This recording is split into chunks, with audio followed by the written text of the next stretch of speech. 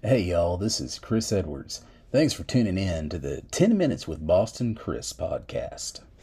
Hey guys, welcome to another fabulous episode of the Boston Chris podcast. And this week, I am super stoked to talk to a friend of mine I've known for a good many years. The one and only singer-songwriter from Rusk, Texas, Clint Alford. And man, we talked to Clint about a lot of different things, from his sobriety, his different genres that he's performed in over the years, his tours, his almost being a pioneer for live solo music here in the East Texas region. Also, his using tools like harmonizers and loop machines, his struggles with his health. So much stuff we talked about with Clint in this episode that I think you guys are really going to get a really good in-depth view of the man behind the incredible music. But let me read you a little bit about Clint, and then we'll get directly into a song from Clint. And then later in the episode, we're going to play another song from him from a recent show at the Tattler in Quitman. We're going to share two songs with you from that show. The first one, I'm not sure what we're going to pick, but it's going to be right after this intro. And then at the end of the show, I want to share with you guys Our Time, which is a great, great song that I talked to Clint a little bit in the episode about. But anyway, based in the small town of Rusk, Texas, Clint Alford began songwriting at the young age of 19. Over the course of the next few years, he worked on perfecting his songwriter ability and was in constant search for his own distinct and unique sound. Following years of experience playing on numerous stages, he has also lent his musical talents to many different recordings. He has had several different studio projects of many different styles of music and has been making a name for himself in the Texas music scene since the early 2000s. The once frontman of the Tyler, Texas-based alternative rock band, The Papers, Alford struck out in 2010 to form an acoustic-driven group known as the Kid Icarus Project. That band played every party, bar, and restaurant around the East Texas area, and even had several appearances at the famed South by Southwest Festival in Austin. The band went on to win Best Americana Band at the 2017 East Texas Music Awards. June of 2018, Alford again went searching for different avenues to bring his music to the public. He started playing solo acoustic shows that leaned more into a soul or singer-songwriter style that seemed to fit his vocals perfectly. That same year, he put out his first solo acoustic live record called Live Off Chilton. Following the success of that record, he has released several other EPs and singles that are currently available on all streaming platforms, and he is currently playing all over the state of Texas and surrounding states. So the very first original song that we're going to feature from Clint here on the episode is a song called King of Rose City. Again, these were performed at the Tattler, which is a great room in Quitman, Texas. And I hope you enjoy the song. And then right after the song, we'll get into the in-depth, candid interview with the one and only Clint Alford. Y'all check it out.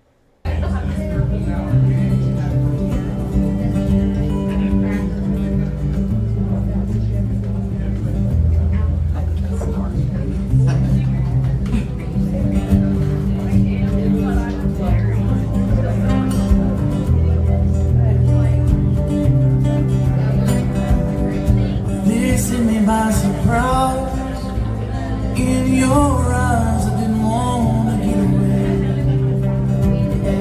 Lit up, we go for miles. Stars shine over us on Broadway. Trying to tell our story. Dream for dream, closer than close. I think sometimes I need you. Hold on to me as we're going on. Is this what it looks like? Is this what it looks like? 'Cause tonight I feel like the king of Rose City. The king of Rose City with my queen by my side. I feel like the king of Rose City, the king of Rose City, baby. Yeah. So why bother to get away?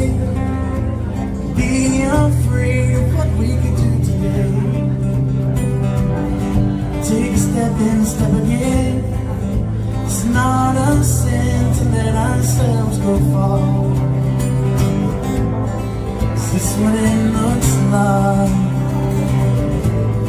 This is what it looks like. 'Cause tonight I feel like the king of Rose City, king of Rose City with my queen by my side. I feel like the king of Rose City, the king of Rose City. Yes. No, yeah.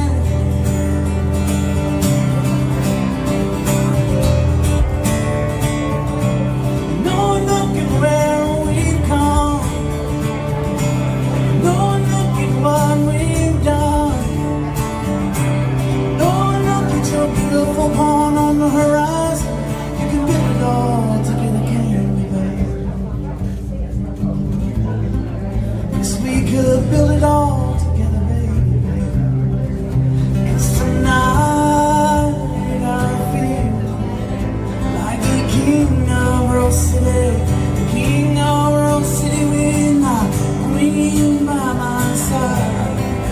I feel like the king of Rose City, the king of Rose City, baby. Yes. I feel like the king of Rose City, the king of Rose City, baby. Yeah.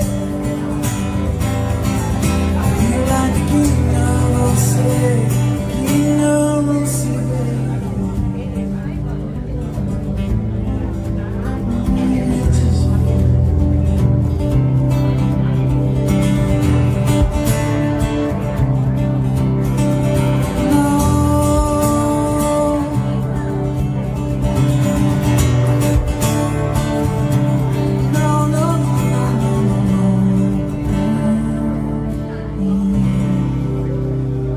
Hey guys, welcome to another fabulous episode of the Boston Chris podcast. Oh my God, I butchered my own name, but that's okay. We're here, and I'll make sure I say his name correctly. We have the one and only Clint Alford here on the show, and I've known Clint for many, many, many years.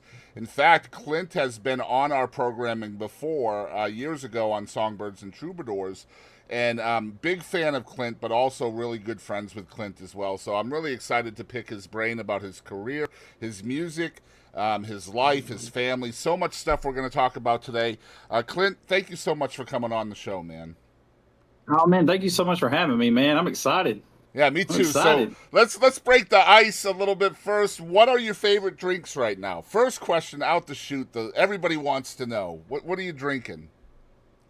Favorite drink? Well, I can't drink anymore, but Dr. Pepper is my go-to at the moment. And we would also my second favorite drink, possibly my first. It goes back and forth.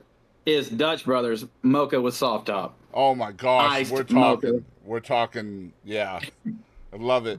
Yeah, we will That is definitely. incredible, man. We will definitely get into your sobriety in a little while. That is a major part of who you Yeah. are right now, and something that you are celebrating as you well should be.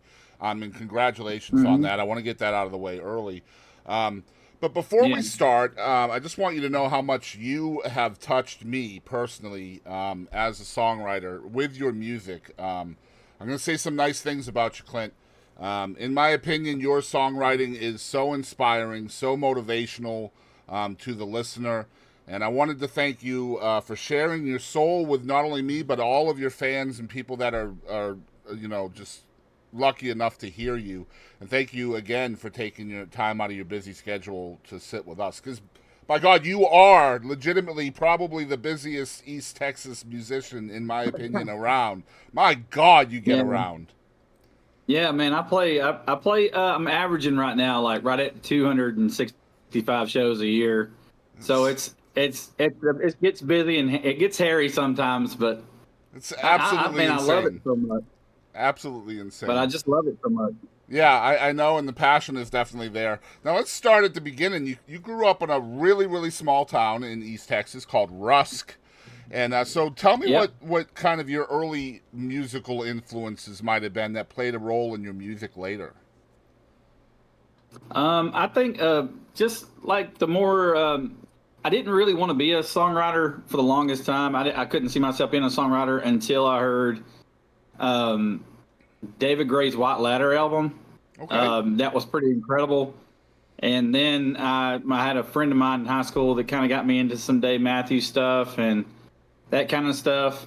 But then it just sort of branched out, and I ended up liking stuff like Pearl Jam and Soundgarden and stuff like that, But I also leaned more towards my growing up. Later on, it kind of hits like James Taylor and Jim Croce, that kind of stuff. So it's like this real crazy mangled mashup of singer songwriters that don't sound anything the same. Right. But Were yeah, you something allowed like that. musical freedom as a youngster? Because I know there's a lot of, I mean, we're in the Bible Belt, so there can be a lot of Oh suppression when yeah. it comes to music. You know what I mean? Oh yeah, yeah, yeah. Like my mom was really cool about just letting me listen to whatever I wanted to listen to, and she was into more like Motown and stuff like that, like Motown and funk bands, and she liked country too. I mean, she had her favorite country artist too because of where we are. But what really drove her musically and voices was more like more the Motown type sound, that kind of stuff. Those people's voices were incredible. I mean, it was just you had to be able to sing or you didn't make it. Yeah, So, vocally, it was definitely a different time as we were growing up. That's for dang sure. yeah. Yeah, no doubt Oh about it. yeah. So you started songwriting really, really early. You were 19 years old, according to your bio. So what were your early writing sessions like as a 19-year-old? I imagine the subject matter was probably a little less relevant than it is now. Yeah, it's a little bit less relevant. I would say writing session wise, I had a really good friend of mine in college who sat me down and was like, "Look, if you're gonna write songs, which I mean you're decent at writing songs, but if you're gonna write songs, those songs need to start clean, which it means you start it with no pedals and no distortion, no nothing. And if those songs are good clean, then think about how much broader you can make those songs with other members or whatever else." And so I got to learn it. I didn't learn guitar. I played piano most of the time, so I'd written a bunch of stuff on piano, and I just started putting lyrics to that kind of stuff. And but towards the end of college, I started learning from my friend there. He was like, "Man, just learn how to play these four chords, and then you can just do whatever you want to after that." Mm. So then, later on, it branched out until I got to my band, which was later on the Papers, and then I had an incredible group of guys that I played with there that allowed me to all kinds of freedom to do what I wanted to because they were so good. Like Yeah. every member was really good. So It's kind of like building a house, right? If you don't have a good foundation, the house isn't going to last very long.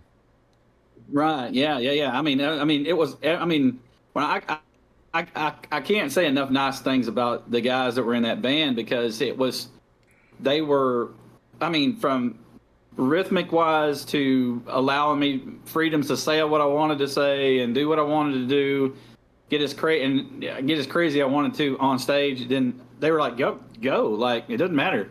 Right. So, And so that kind of, yeah. now you have been known regionally for quite some time as somebody who can essentially write and perform music of pretty much just about any genre. So take us down that Oh yeah. musical road for you. Tell us about the bands and genres that you've been a part of over the years. When I very first started playing music, crazily enough, I played drums in a country band, a traditional country band, which means you all dress the same. You play American Legion halls and VFWs and Operas. that kind of stuff. And I played, yeah, you Yeah, played yeah. those things, yeah. Yep. And I cut my teeth in as many of those places as possible. And I met some absolutely fantastic people in there. I mean, just incredible musicians that had done it for years before I even started to breathe, so it's, but it was really cool starting out on drums. And then I decided I was going to start writing songs on guitar. And then later on, me and a buddy of mine, I was living in Nacogdoches at the time. Me and a buddy of mine decided, hey man, let's just try to put a band together. And I said, well, what kind of music do you want to do? And he was like, I want to do it all. Like, let's just do it all. Like, let's not pigeonhole ourselves to be country or rock or this. I mean, you could come to one of our shows and it would be like heavy. Like the very first song may be heavy, and then the next song may be country, and then the next song, and it's all original stuff. And then the next song may be like reggae or what, or whatever else, you know. My wife and I call that polygamorous. Yeah. I don't know what. Good term for that. I don't know why there's not like a huge band called polygamorous yet. That'd be such a good band name. Polygamorous. That's a great band name. Yeah. So at some point in time, you decided to become a full-time musician and artist, and we mentioned over 250 shows a year. I'm also a touring musician and an artist, by far one of the busiest in East Texas. So I do have a few questions in this vein that I definitely want to hear from your perspective.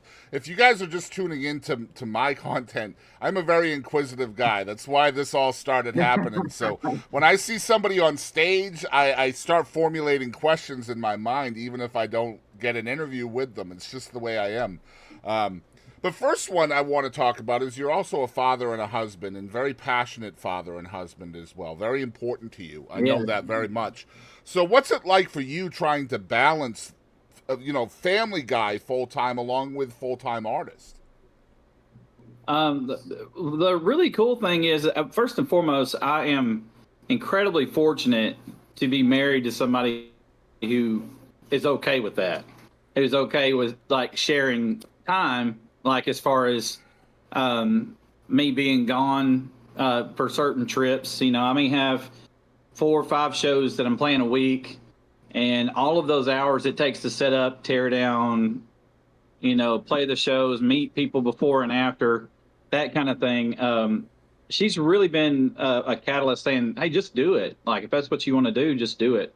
So I've been very fortunate to be married to somebody who's really cool about that. I know some guys that in the past who they had problems with a significant other because they wouldn't allow them to do certain things like that. But I got lucky with that. But I'll tell you a crazy story about being a dad, which is, I didn't know what I was going to do once I found out that me and my wife were going to have our daughter. I didn't know what I was going to do. And then I decided that I would send out all of these electronic press kits, EPKs, and all of these videos. I recorded videos of myself and all this other kind of stuff. I was like, man, I'm just going to try to do it on my own and try to do it and just try to do solo work and that kind of thing and to see if it happens. And I put out all of those in October of 2015. I sent out all that stuff. I mean, I didn't get one message back for months at a time. I mean, months. I didn't get one message back saying, hey, yeah, we want you to play, or, and I was just like, oh. And I told my wife about a month before my daughter was born, I said, hey, if by the time she gets here, if it's not meant to be and I'm not meant to be a musician or whatever, then I'll just go to work somewhere, no big deal. It's not a huge deal, this, that, and the other. And she was like, okay, well, I mean, we'll still try, afterwards. I was like, no, I think I'm just going to leave it, The day my daughter is born, my wife is in the delivery room, and it's another part of like divine intervention for me, which is kind of weird, but it's my daughter, my wife is in the delivery room, and my mom picks her head in the door and she says, hey, your phone is going crazy out here on the bench charging. And I was like, oh, okay, that's cool. I said, I tell Rachel, I'm gonna go out and see maybe it's somebody, saying congratulations, it's the day of. And I get out there and there's 180 email returns. Wow. Of people wanting me to play.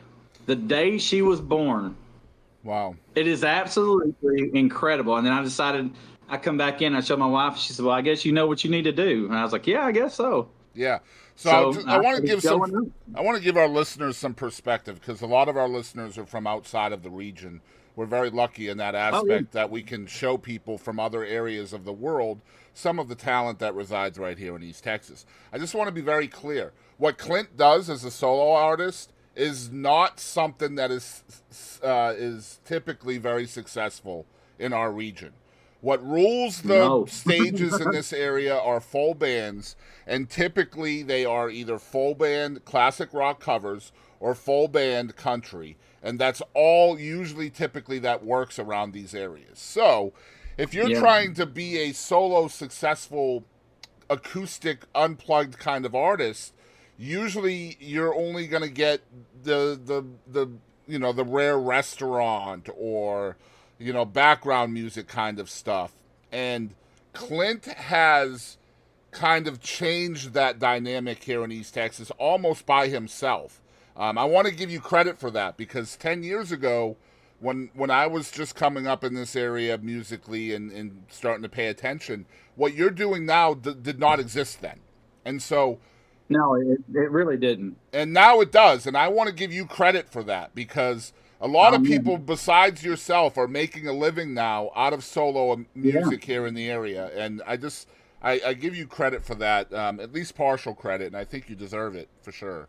Well, thank you, man. I appreciate that so much, man. Of course. In the same vein, though, we're talking about bookings as a solo artist and how incredibly difficult that is locally. So, what do you think, aside from divine intervention on the day your daughter was born, what do you think actually contributed to you getting bookings? And then further than that, how are you getting rebookings? What is the strategy there? Because it's one thing to get a show. It's another thing for them to invite you back, right? You're right. I think that so in order to play that many shows, first and foremost is that you have to have a huge catalog of songs, whether they be your songs or whether they be covers. I also think that the reason why I get rebooked, I don't know if this is 100% true or not. I haven't really asked anybody, because now I'm friends with all the venues because I earned so many years at so many venues. I've kind of like tenured them, and I've been there for a little while, But I think it's because a person can come in and do a cover, say like of say you're going to play a George Strait song. Well, there's two ways of doing that. There's two ways of playing that song. There's the way that the record is, it's all, you hear it on the record. You can play it exactly like that, note for note, Nashville chords, everything ready to go. Or you could do it the way that you hear it personally as an artist. And so you do your own version of that song. Mm-hmm. Instead of it being, and you make it interesting to people if you do your own version of a certain song. Yep. So they can go out and watch 15 guys do it like the record because it's easy, and they just look up the tabs. But what makes them kind of sit up in their seat a little bit is that you do it yourself the way that, you put your own spin on it, or, add something, or you do mashups with a bunch of different songs, or you do whatever else to try to get them in the door, and create a show that's really pleasing, not only to just the country person, but like I do a mashup with like Tom Petty and Bob Marley and Ray LaMontagne all in one song. And so it's like, it's one of those things. It's like people go, "Oh man, that's crazy that he could put all those in there." Mm. And I was going to ask for that, but I got it already, that kind of thing. Essentially, it's the difference between karaoke and covers, right? Because for me personally, karaoke's not very exciting if you're going to a live show, for me personally. But if I hear a cover song that's done in the vein of the artist I'm listening to and not the artist that created the song originally, that's kind of a different thing, right? And so, that's important, I think, in the relationship between the artist and the listener, because they didn't go there to see George Strait in your example. They went there to see Clint Alford. Right. And so Clint Alford is doing a George Strait song in Clint Alford's perspective of that song. And that's a big difference. Right. Yeah, it makes a huge difference, yeah. Yeah. Go ahead. It's just like I take I play Superstition by Stevie Wonder. Not every single night do I do it, but when I do it, it's nothing like the record. Right. I mean, it is like nothing like the record. And I have people come up to me all the time, "Man, that was such a cool way of doing that song." it's such a cool way of doing that song. You know, oh man, I never even thought about doing that song like that, or this, that, and the other. I was like, well, then use it. Yep. Use it. You can go and use it, and you can do that for people. Like, yeah, like and I don't have the copyright on it. as a listener, for me, I like it when I'm listening to an artist and I don't know what song it is until the chorus. I mean, that's a huge compliment, right? And so, like, for you mentioned Superstition. Yeah, as a fan of yours, the two covers that really turn me on about your music is Can't Help Falling in Love by Elvis and Wicked Game by Chris Isaac. The way you do those two songs. I love those songs, man. Yeah. And they're nothing like the original, and that's what makes you so cool as an artist, and also what makes you so cool as a songwriter. And I think that's also kind of a preview, right, for you as an artist. Like, hey, check out my version of this cover. If you like this, you're going to love my original stuff. That's essentially what you're saying, right? Yeah. I think, so I've had a lot of younger guys, I get younger guys approaching me all the time, like, how do you do so many shows a year? And I said, man, and the magic is to make your covers sound great, but do them in the same vein as you would do your music. So that way, when you do an original song, people don't even know that they think it's a cover. Yeah, they think it's a cover. Exactly right. And then they're like, oh my God, you wrote that? What? I see that at your shows all the time, bro. All the time. Yeah. That's the biggest compliment you can get as a songwriter, right? When somebody is surprised. 100%. Yeah, absolutely. And I see that a lot, and not just at your shows, but other songwriters that I love as well. And that's always good when you're a fan of somebody because of their songwriting, and you see somebody else pop their cherry on that artist for the first time. It's like, I've been on this bus for a long time. Welcome aboard. You know what I mean? I've been here for a minute now. Yeah, exactly right. So, full-time musician, almost 10 years now. Any regrets on that? Any regrets on that decision?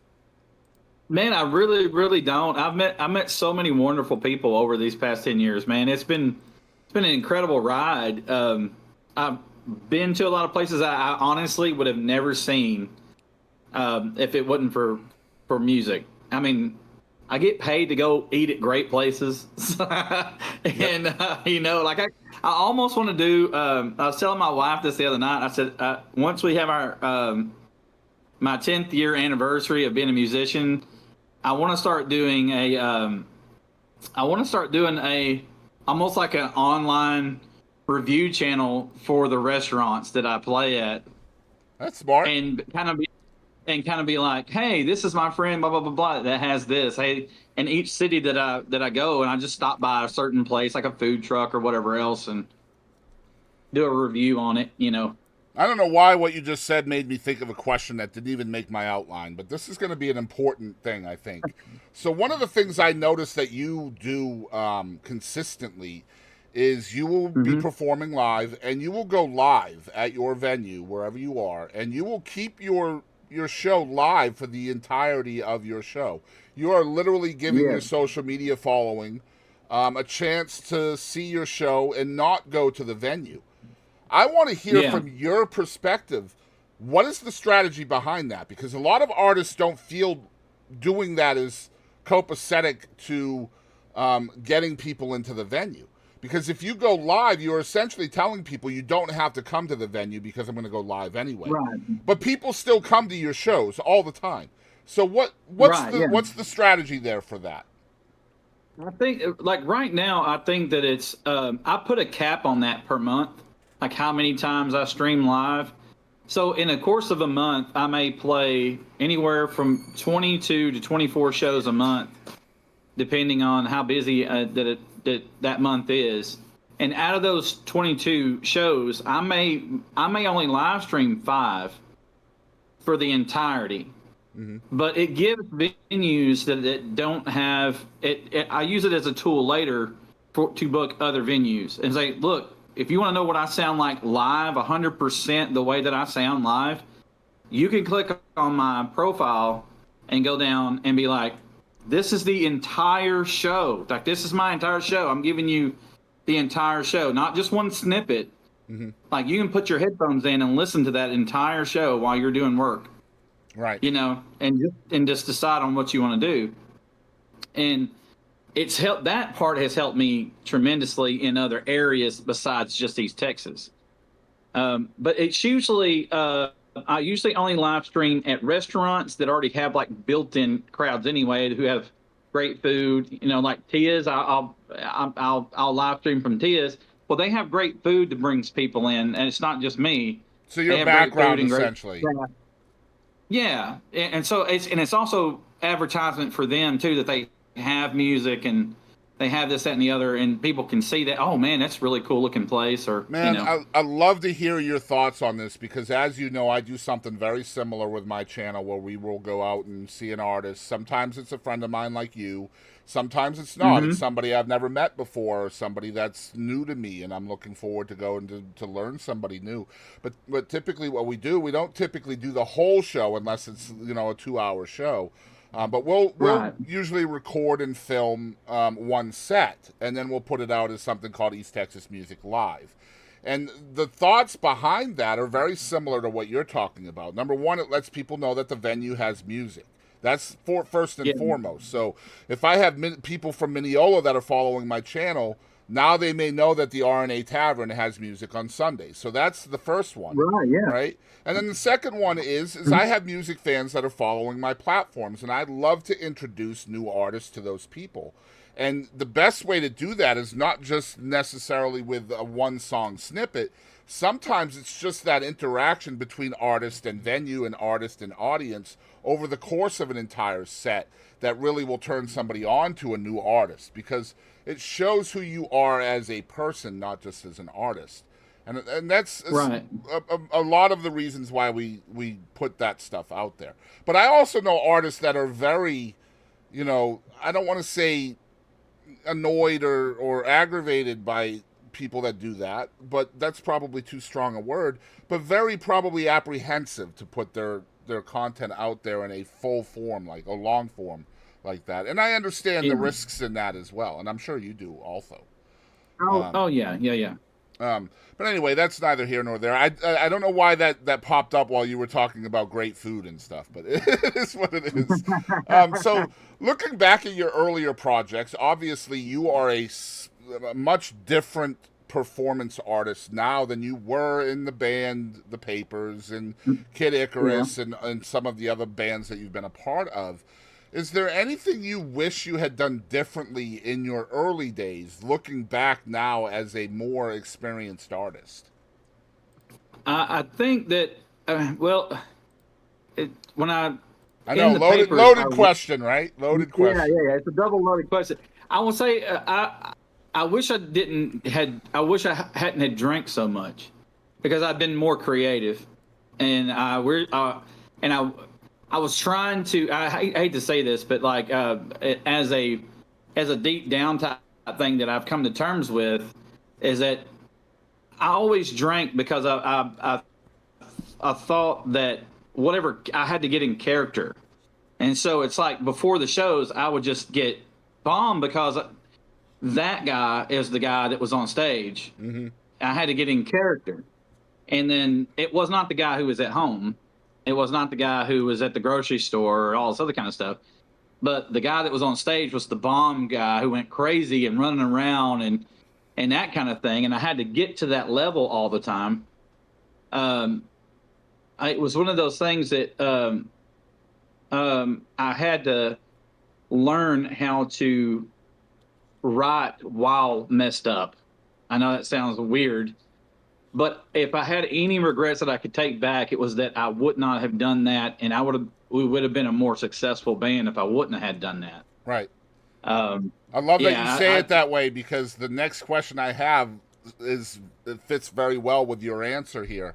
Now you've grown up, you've experienced a lot more life over the time, and I'm sure your songwriting has evolved in a way, maybe even matured.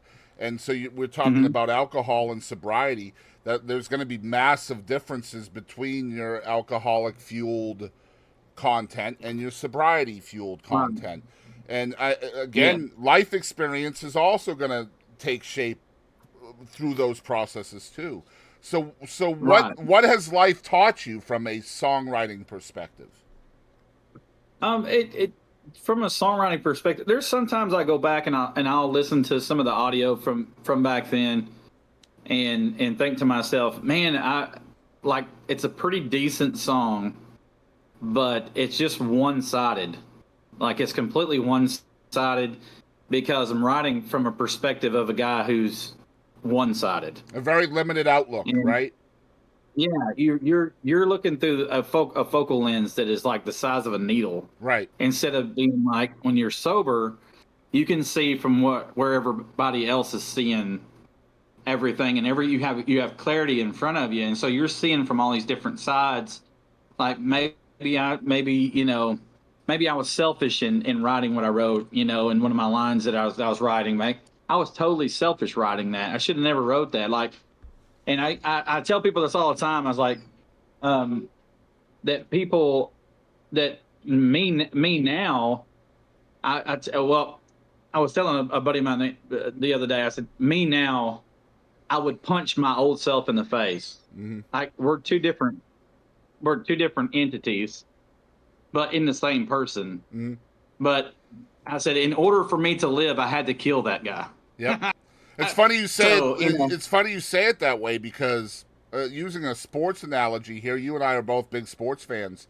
A good quarterback, Oh, yeah. a good quarterback knows how to play quarterback, right?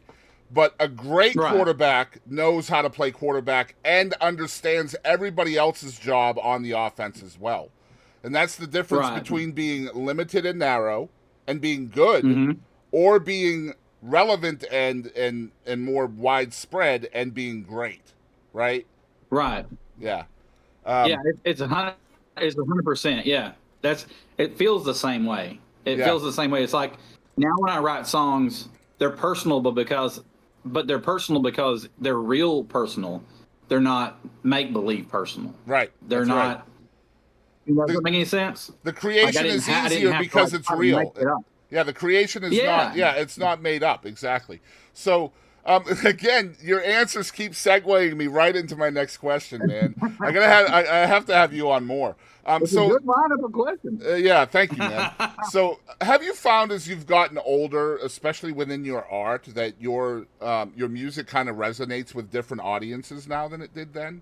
And not just from a genre perspective, but just from a music perspective.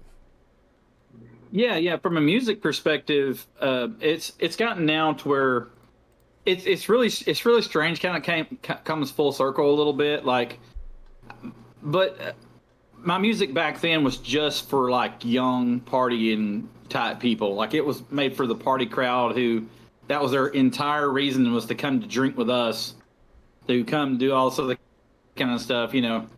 But now it's more like my music is more, because the songwriting is more broad and more open. It's just that, like the ages are completely all over the chart. Like, and I get people coming up, like young people and older people, and like right down the middle, my age or whatever, and I mean, it's really cool. Like it's a cool way of almost coming full circle. But I'll even have like 18, 19-year-olds being like, man, I love that song. I love that song. And I was like, oh yeah, I appreciate that. But like an old man wrote that song. Yeah. Like Yep. in my head, like I'm a 25 plus year old writer. I've been writing for 20 years. So Do you ever stand back and look at that and actually take umbrance of it? Like, like, wow, I did that. You know what I mean? You man, ever look at it like I'll be that? honest, there's only been like maybe like 3 or 4 songs where I stand back. I mean, like, dang, I can't believe I wrote that. Yeah. And and it's just like one of those kind of songs that like I have with the Papers. There was a song called Lately, and people ask for that song to this day at shows. Mm-hmm. And I'm like, why do you guys like that song? Like, I wrote that. I was 19 years old. I wrote that song. I didn't know what I was talking about. And what it was just my feelings as a young person. Like, even though I didn't know really how to share them, they were like ghosted on paper almost. Like, they were like, I was writing them, but in like cryptic messages for my future self, I guess. And then Yeah. I go back and like read the lyrics of that song, and I'm like, Hey, it's not bad, young me. That's not bad. Not bad. I love that though. Sometimes, man, artists are very hard on themselves when it comes to giving Oh themselves yeah, flowers. You know what I mean? So, yeah. that's why, like, it's important to me when I love somebody and I'm a fan, not just a friend. Like, I'm your friend, but I'm a big fan of yours too. So it's Yeah. important to me to let you know as your friend how amazing you are, because I know you're super humble, and we all deal with the Oh mental yeah. health aspects of creativeness and stuff like that. Am I good enough, and stuff like that. So I feel like that's important. If you're a fan of an artist out there, guys, I implore you, speak, encourage, love, be kind. You'd be surprised how much fuel that gives to somebody. You just don't Yeah. even know. But let's talk about the nuts and bolts of what you do, and kind of the evolution of your sound, because a major part of your show, I don't want to say a major because it is an accessory, but the harmonizer and the looping machine. I want to talk about that a little bit with you. Yeah. What's the strategy behind adding those elements to your show, and what creatively do these tools allow you to do live that you couldn't do before? I, when I first started using the looper and the harmonizer, it really wasn't. I really wasn't uh, rehearsed in it enough to really do it live. So I just started out really, really small. And the more that I've used it, the more comfortable I've become with it. But I had the biggest part of, and I tell young guys this too. It's those two things are immensely easy to lay on, like as crutches. Your stuff has to be good without it. Like Yep. it has to enhance Back to it. that foundation that we talked about before. Building that Yeah, foundation is more important, yeah. right? Like you have to build the foundation down to where it's you have to be solid on your own, and then you can start doing the loop and stuff. And I know guys who are incredible. I mean, I'm talking like top notch looper guys, but it takes them like 25 minutes to start a song, and I'm like, you don't need all that. People just want to hear the song with Yep. with like a little bit added, some salt and pepper added in, whatever you want to do. People will love that. They just love that. And same thing with the harmonizer too. Like the harmonizer, you don't use it like through the whole song. Like you just, or every song. Like there's some songs that I'm just like, it just doesn't sound good in that song. Like, it just like, I like it to be a singer songwriter song. So I'm just going to leave it with no harmony and Is that kind of thing. I think is part of the use it strategy sparingly. is part of the strategy to try to give a more full band sound to fill the room more? Is that part of it? Yeah, yeah. That's it. Like, and the cool thing is it kind of takes away from the monotony of just having a guy with a guitar. Exactly. So so you're at a show and you got people that want to see your show, and they're there watching, and your first 5 songs are just you with the guitar. After the 5th song, they're like, "Hey, I bet the next song is just the guy with the guitar. There's nothing cool after that." Like, so you just add the little small lead parts, or you add in a harmony part, or do some cool little looping ideas or whatever else, and try to spice it up a little bit, so that way it breaks the monotony of the show, and Just people go, "Oh, that's pretty cool. How does he do that?" Like that's pretty cool. just so smart, So man. Just so smart, and I mean, you're so serious about your art too, in a way that people can notice, even though you're happy-go-lucky, joyful person, very kind every time I yeah, see you. But there's a lot of thought and seriousness in your art that people don't know about, and that's why this show is so cool, oh, man. Because we get to yeah, talk about things like that. yeah, So one of the things I know that you're extremely proud of is the multitude of talented artists that you've been fortunate to share the stage with over the years. Do you have yes. a favorite artist or artists that you have met or opened for? My favorite artist I ever met and got to share the stage with was Fats Domino. Let's go, I played bro. I played drums for Fats Domino. Wow. His Yeah, it was in Haynesville, Louisiana. It was crazy. That's I was insane. playing. You got to have a story from Yeah, that, right? yeah, yeah. We were. I was in the country band, and we all one of those nights where we all drove separately because we were going to be off the next few nights. And I was sitting in my truck, and I was counting out my money from that night, and this bus pulls in, and guy gets out, and I'm like, oh, I wonder if that's, Fats Domino's bus. And I didn't know that. And then another bus pulls in. Well, then I look over, and I was like looking inside my stick bag, and I had left my drum key on the drums. They had house drums there, which was amazing. They were already mic'd up and everything. You just sat behind the drums. So I was like, oh man, I left my drum key. So I go back in and I pick up my drum key, and this guy comes up, and he was a bass player for Pat Domino, and he's like, hey man, did you play drums tonight? I said, yeah. He said, you got a show tomorrow night? And I said, no. He goes, man, our drummer is sick so bad. He's like throwing up on the bus. He's like, man, would you please play drums for us tomorrow night? And I was like, who is us? And he's like, Fats Domino. And I was like, are you? And I was like, what? He's like, yeah. And so I was like, man, I don't even know the songs. And he hands me a CD. It's a burnt CD of the songs they were going to do. They had been doing it on tour. And it was 12 songs. And he was like, go sit in your truck and listen. And I sat in my truck and learned those on my steering wheel and just kept going over and over and over, and fell asleep in my truck, got up the next day, went back into the place. And the guy he wasn't as big as me, but they had a side keyboard player that was the same size as me. So they gave me one of those cool jackets. Nice. So I was wearing like this really cool jacket with a white button down, and I was playing drums. And he was like, hey man, if you know 4/4 swing and shuffle, and 6/8 swing and shuffle, he's like, that's the whole show. So I'm like, cool. The real question here is what did you give that drummer, Clint? What did you poison him with? Yeah, man, it was one of those weird things. And I will tell you the coolest thing about Fats Domino. I will tell you this: the coolest story about the whole thing is that we went to get paid at the end of the night, because I didn't know how you got paid, and the whole band lined up beside his bus, and the doors would open on his bus, and he stuck his head out and he said next, and each member went in solo and they shut the door. Wow. And each member got paid individually, and he thanked you for playing. Wow. And so it got to my turn, and I got to sit right down in front of him. He wrote me a check, and then he said, hey, here's another $300. The bass player wanted you to have his money because you did a great job. Wow. And he gave me $300. It was probably the only time that was in like early 2000, 99, 2000, something like that. And shortly after that, he became a Hall of Famer, and it was crazy. And it was one of those things where it just don't seem real that he's sitting there. Like, it don't even seem real to you. But he's such a nice guy.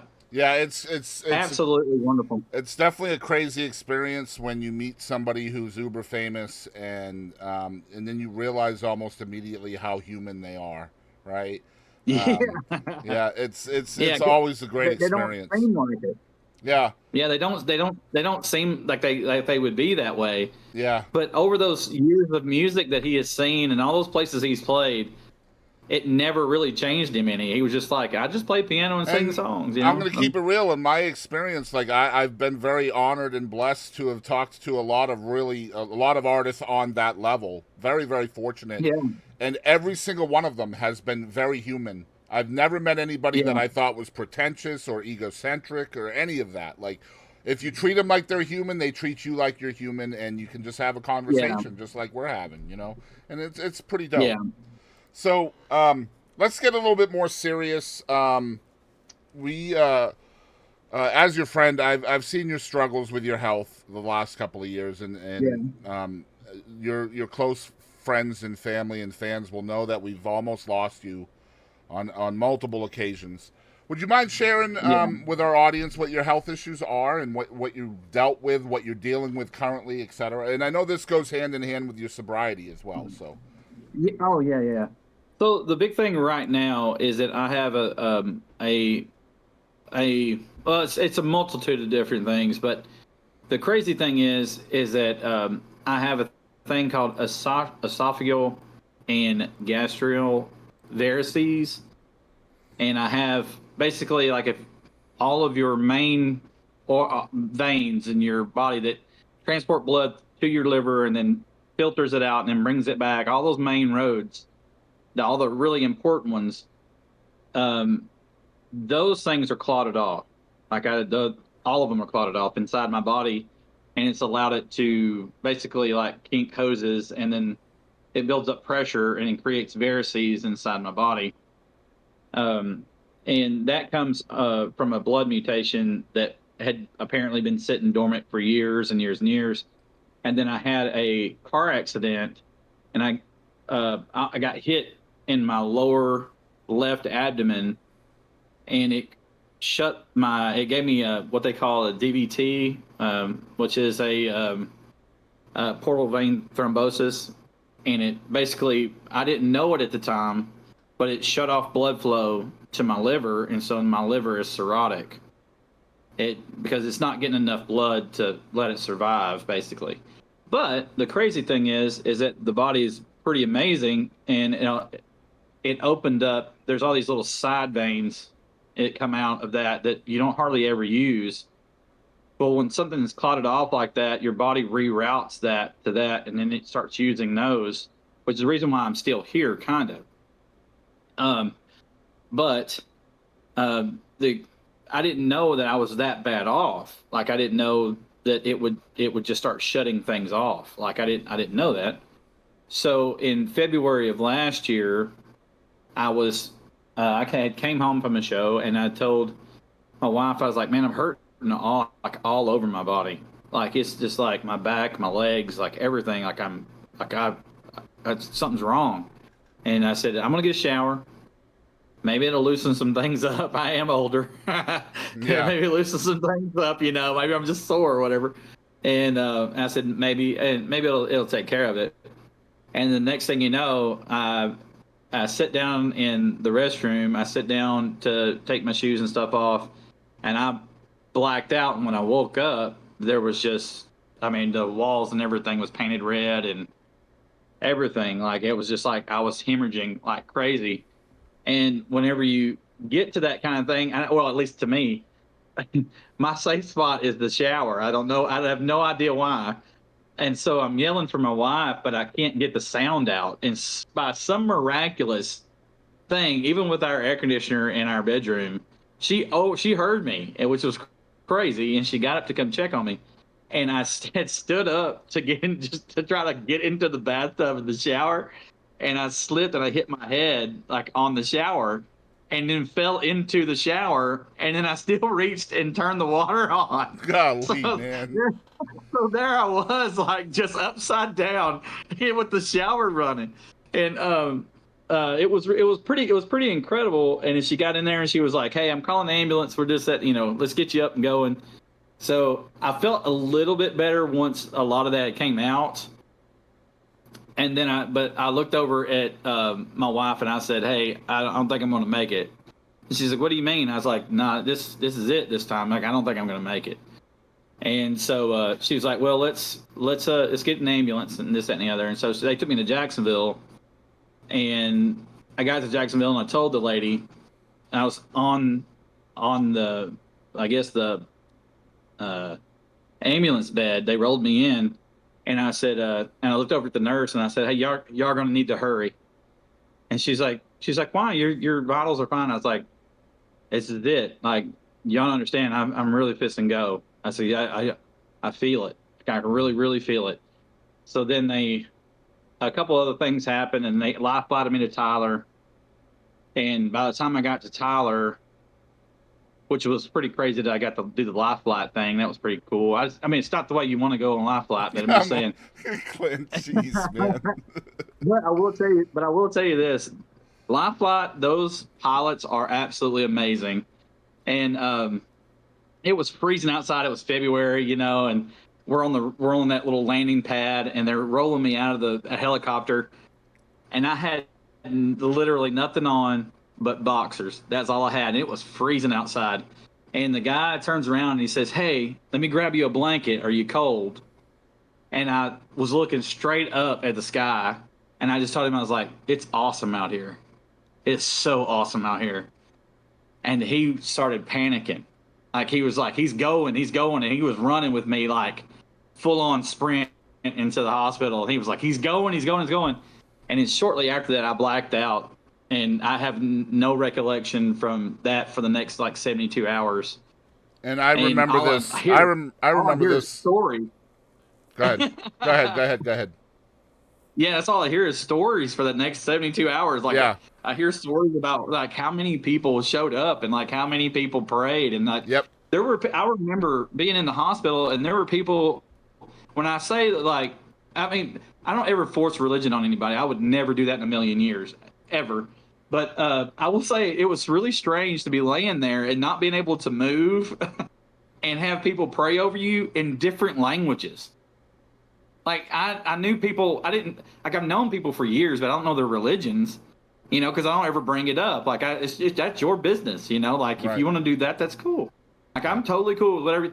But it was so crazy to hear like people come in and be like, "Hey, is it okay if I pray?" And I was like, "I get." I'm not nodding my head. And then they just got going these different languages, and it was all walks of life. It was crazy. Like my wife is telling me bedside, and there's like 4,000 people praying for you right now. Like it's crazy. And I'm just like, what are you talking about? Because I don't have my phone or anything. I can't see. I'm just strapped down to this thing with all this gear in my face and all these, and I'm just like, what are you talking? I don't know what you're talking about.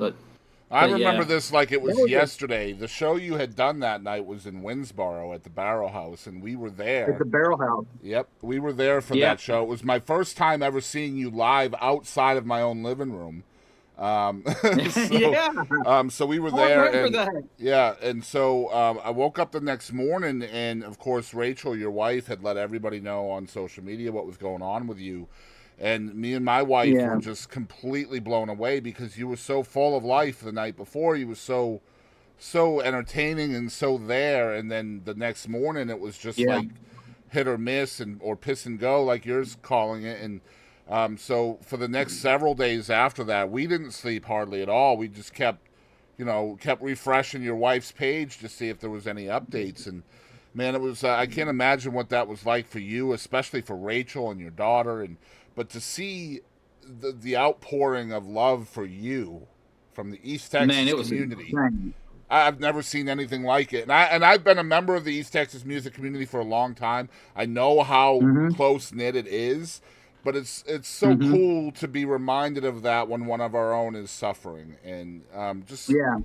what Man, I what will a tell thing. you, I will tell you, as being a part of this community for so long, and I've met so many young and old musicians and this that, and the other. Man, when that happened, and they had I know it sounds ridiculous, but they had sent me to Dallas right after Tyler, after they Right. had downgraded me. They sent me to Dallas. Roads were frozen like crazy, like it was ridiculous. So they sent me to Dallas on air flight. So they air flighted me out there, and so I'm sitting there, and my wife couldn't make it because all the roads were blocked off, and they just wouldn't let nobody get on the road on 20 or nothing. And so I was up there by myself. So they did a whole bunch of like blood draws and like all this stuff, like they're testing you like every 3 minutes, that kind of thing, and to make sure that you're okay, that everything's taken, you're not clotting, you're not doing. So the crazy thing is Meredith Crawford released God Made Horses, Why God Made Horses. Yep. And I know that sounds such a ridiculous thing, but like it was the exact song that I needed for that time. I was by myself. I needed to reflect on what had just happened. Like I almost felt guilty for surviving. It was so crazy. Like I just like, why? Like, why do I get to be here? Like this is not that I'm not thankful, but like why there's so many other people that I think is more deserving, but and then I start scrolling through my wife's Facebook, listening to this song and see everybody's messages and comments. And it's up to like 6,000 and 7,000 and 8,000 and 9,000. I'm just like, this is the most incredible thing I think I've ever seen in my life. Like, this is crazy. And it just showed like that our community is such an outstanding community. Like our music community it's unlike anything else. The talent is off the charts. Absolutely. You have to be good every night in East Texas. It's not like that everywhere. Yeah. I hate to tell people that. If you think that your music area is good, come try to play East Texas, because it will humble you immediately. Mm-hmm. There is some ridiculous people here. It is young, old, Mm. down the middle. Like, it is And, incredible. and we can definitely talk about that for hours and hours and hours of all the fabulous artists that are around here. So, from Oh songwriters man. to I mean, all genres: rap, hip hop, metal, punk. I mean, you name it. I mean, I was associated with the East Texas Music Awards for a really long time, and that was kind of Oh yeah. maybe wasn't quite Nathan's aim, but it was damn sure my aim to be a spotlight for Yeah. artists of different genres. But you also have to kind of own the fact that not only is the community really, really supportive, but you are a very highly loved member of that community, and Yeah. that has to be eye opening. Yeah, it is eye opening to see that you matter in your own world. You know what I mean? Just because you play so many gigs a year, that and not all of them are great gigs. I hate to tell people that. Like, you just have to kind of brush those off. But to see like the outpouring of people who are they're there to just say, man, you can do it. Like, get up. Like, Mm-hmm. that kind of thing. Like, we're gonna need you to get up. Like, stop crying and get up. Yep. Like that kind of stuff. Like, that's the way our musicians talk to each other. Like, I'm gonna need you to stop crying, and we And need you you to have get to up and go remember back to too. work. You have to remember too that as a band, artist, singer, whatever, you don't really have that opportunity to go to another show because you're playing on the same dates, you know. And Man, yeah. and you mentioned the incredible talent that's around here. So the fans of the music can choose anywhere to go. So that's another Everywhere. thing. They could when they choose Yeah. your show. That's kudos as well. We talked before we started filming today about my favorite Clint Alford song, and I want to kind of insert that here because it's relevant to your story. Before we get into that, what's the outlook now? What's the prognosis for you? The outlook right now is well, it's really strange because right now I get told that they don't have the technology to fix anything, because if they went in, it's like, say if you kink a water hose on both ends, if you leave it long enough, it'll bubble. So then if you let off the pressure, then it can still blow up here, or it can still blow up on either end, or whatever else. So right now there's not enough technology at the moment to fix what I have. So basically all they have to do, all I'm doing right now is like maintaining whatever medicines that I'm taking. Make sure my blood pressure stays at a certain level, because of the pressures in here has to be low. And then just not really overexert. And if I overexert, then I get hurt.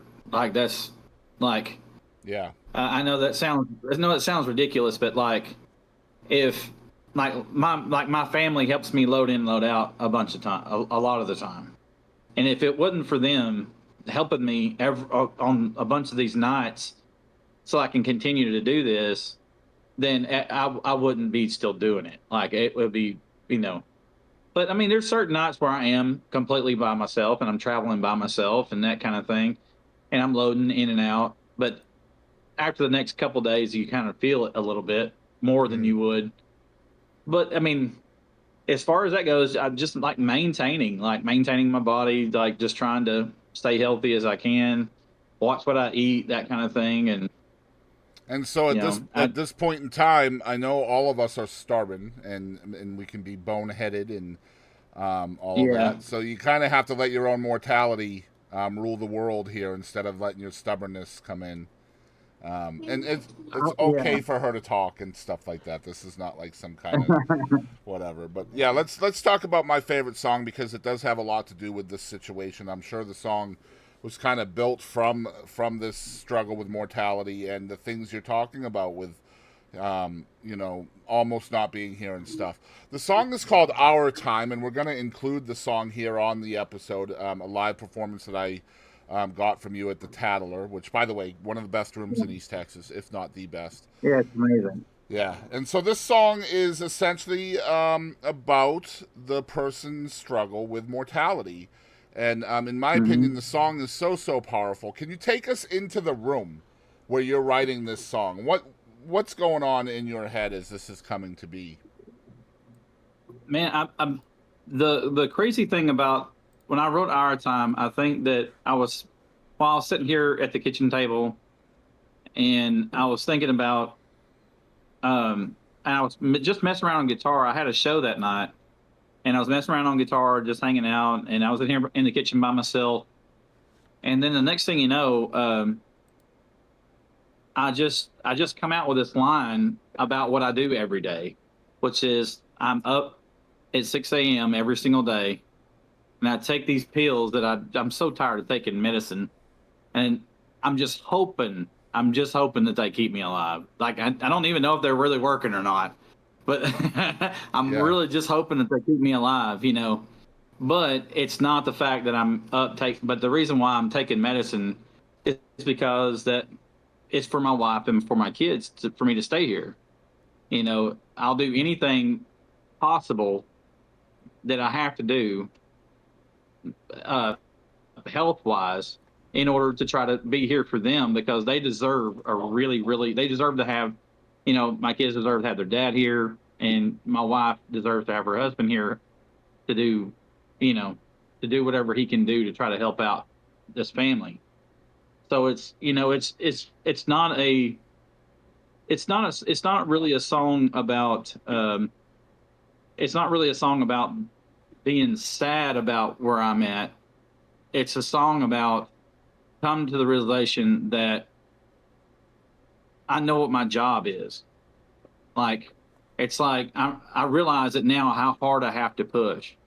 Like, I know how hard I have to push. I know how difficult it's going to be every day. And I know how difficult it is to not just me, but, you know, millions of people have the same thing. They get up every day and they take medication and they do it. And, you know, this song was to give them a shot at having a person to tell them, hey, man, you know, I understand. Like, you got to do what you got to do. Like, you know, you do this for your family. And inevitably, what the most valuable thing is in your life is the time that you have with those people. You can shed away, a person can pile up as much money as they want and hope that that's gonna last them if something happens. But the thing is that they would much rather have you there than that money. Mm-hmm. That is 1,000% the reason why. Like, my kids, yeah, they like buying stuff and they like doing stuff, but to them, they would much rather have their dad do that stuff with them. Mm-hmm. And you know what I mean? Yep, absolutely. And so time is it come to pass that I just realized that, like, time is the most valuable asset that we can have. I know it's a simple realization, but when you're in a situation like I'm in, like, it really becomes valuable. Mm-hmm. Like, you're like, man, like, there's some nights where, you know, I'll call and like, you know, I'm playing over in Lufkin or Nacogdoches or somewhere. I'm like, hey, man, I just can't make it tonight because I don't really feel that well. But, man, my kid kind of wants to have a movie night tonight. Like, she wants to watch movies and eat popcorn and that kind of stuff. Like, I don't do that all the time, but the times that I'll come back in there and be like, hey, I'm not going to the show. And they're like, oh, yes. Mm-hmm. You know, that look is worth every dollar that I missed, you know, like, it doesn't matter. Yep. And time is one of the few things that we all have to deal with that is 100% black and white. There is no gray. There's no gray area to time. It's always moving. It's always going forward. And none of us are going to beat it. So you might want to, a lot of us really can take a lesson from this song in taking things in perspective and stop taking things for granted. That's what, from my perspective, that's what I love about the song.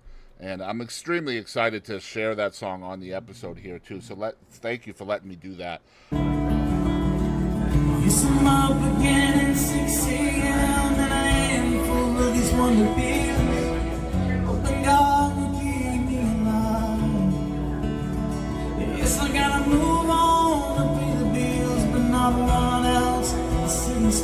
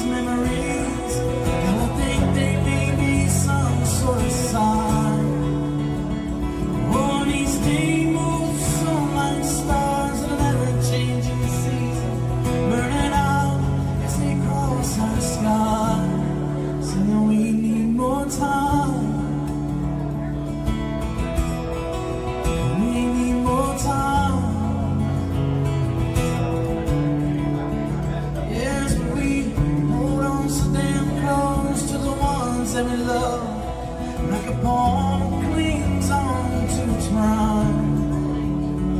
Oh, and then though we all look back, 'cause there's nothing more valuable than that. It's just one more second of time. So all these pictures and all these memories, and I think they may be some sort of sign. Oh, and these things moves like stars that are never changing season, burning out across the sky. We need more time.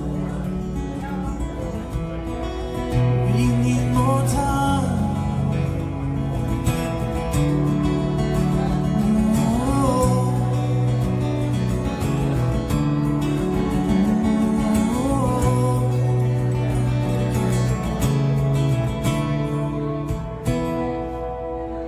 And all these pictures, and all these memories, and I think they may be some sort of sign. On each day I move on and on, like it never changes the season. I keep burning out as I cross the sea, saying I need more time.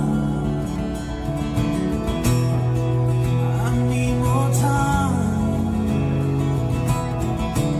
I keep begging for more time, wanting more time. I keep begging for more time.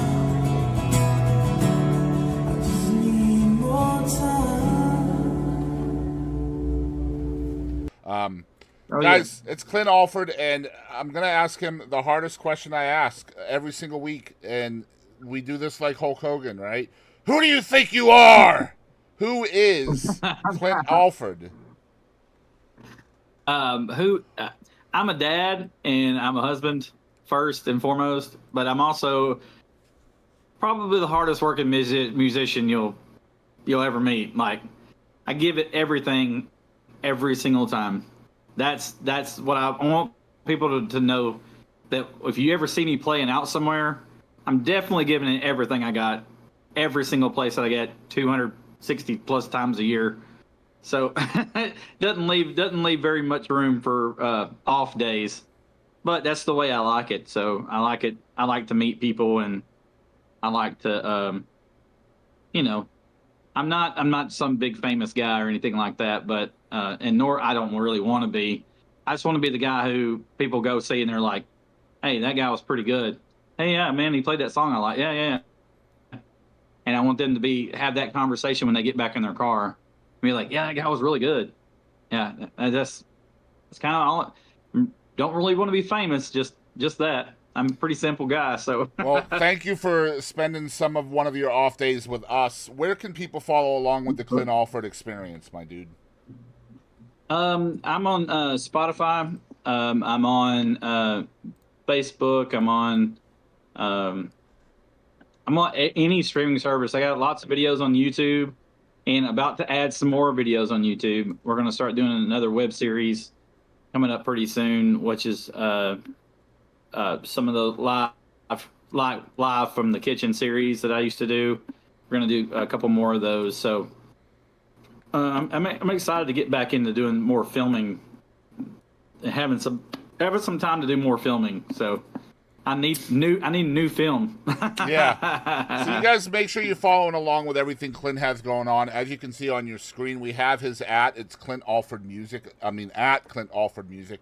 Follow along with everything he's got going on there. If you guys want to go into the description of the video here, wherever you're listening or watching, we will make sure that all of his linky goodness is down there, from his website to his Spotify to his YouTube. All of that stuff will be down there in the description. Yeah. So please, you guys, hit the follow, subscribe, whatever you can do to support.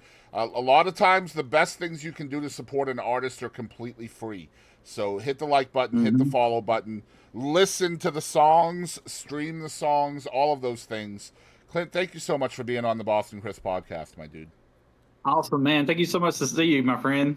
Always good to see you. Yeah, absolutely. Hey, hi, everybody. This is Joe Doyle. I want to thank you for tuning in to 10 Minutes with Boston Chris.